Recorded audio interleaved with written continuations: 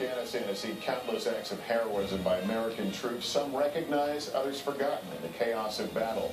But no recognition is higher than the Medal of Honor. Just 3,400 brave service members have been awarded the prestigious medal since 1861, too many of them awarded posthumously. Sal Junta is the first living Medal of Honor recipient since the Vietnam War, honored for his actions during a 2007 ambush in Afghanistan.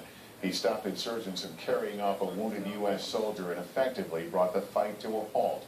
He describes the harrowing experience in a new book, Living with Honor. Retired Army Staff Sergeant Sal Junta, good morning. Great to have you here. Good morning. And we can't say it enough. Thank you for your service. This is the highest military honor yet. In reading your account and talking to other recipients, nobody sets out to get this medal when you join the military. Oh, absolutely not. I joined the military to serve my country. I don't think to receive the Medal of Honor means there was a lot of bad things that happened, and not necessarily to yourself, but those around you that you truly care about, and something you don't ever seek out or want at all. In this book, you describe that kind of action. It happened October 27, 2007. You're ambushed, close-in ambush, well-coordinated as you describe. A ferocious firefight erupts in the chaos. You're hit twice, but your body armor and your gear stop the bullets. But you charged the enemy line and you went after one of your comrades and you saw him being carried away by the insurgents and stopped them.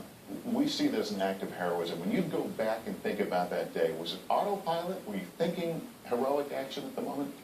Absolutely not. I wasn't thinking heroic action. It's what we expect out of our men and women in uniform every single day to make the hard decisions. And it's what we train so we don't have to think about it. It becomes a second nature to us.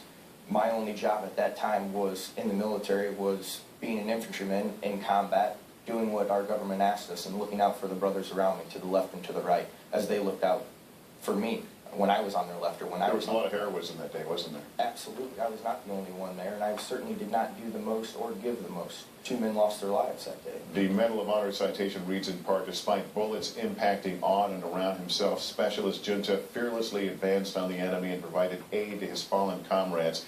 His actions saved the lives of multiple paratroopers and changed the course of the battle in his platoon forever. When you first learned your name was being put up the ladder for consideration for a Medal of Honor, you were almost angry, weren't you?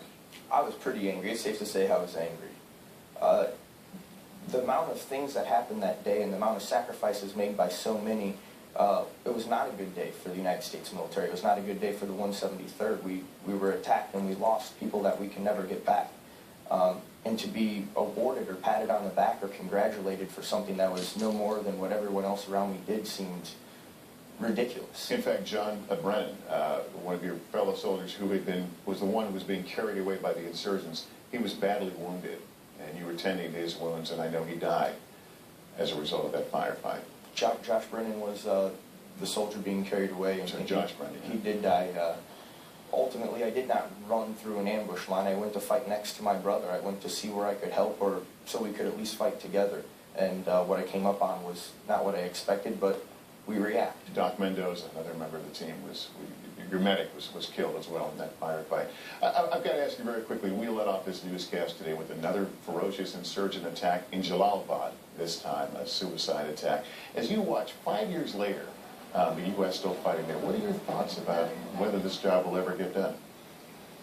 I think the job gets done every single day, day in and day out. It's not the soldier or the airman or the Marine's job to figure out what the end state is or what the goal is. We have a set objective every single day, every single moment for our term that we're there, and we have been completing it for the last 11 years, and we will continue to complete it for however long this may last.